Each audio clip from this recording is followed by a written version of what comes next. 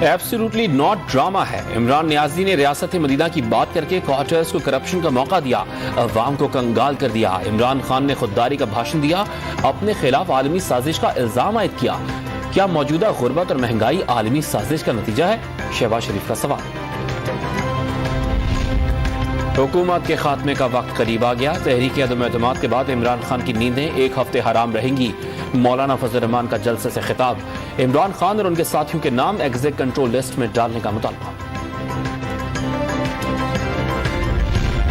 وزیر اعلیٰ پنجاب عہدے سے مستعفی، وزیر اعظم کی وزیر اعلیٰ بننے کی پیشکش چودھری پرویز الہی نے قبول کر لی۔ ق لیگ کا تحریک عدم اعتماد میں حکومت کی حمایت کا اعلان۔ اور پاکستان اور آسٹریلیا کے درمیان پہلا ون ڈے انٹرنیشنل میچ آج سے قذافی اسٹیڈیم لاہور میں کھیلا جائے گا۔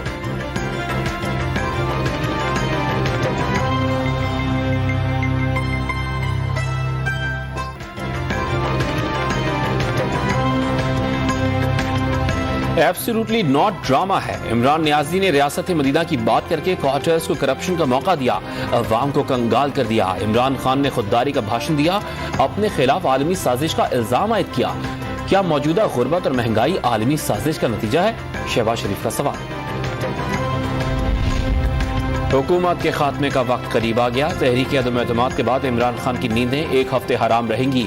مولانا فضل الرحمان کا جلسے سے خطاب، عمران خان اور ان کے ساتھیوں کے نام ایگزیک کنٹرول لسٹ میں ڈالنے کا مطالبہ۔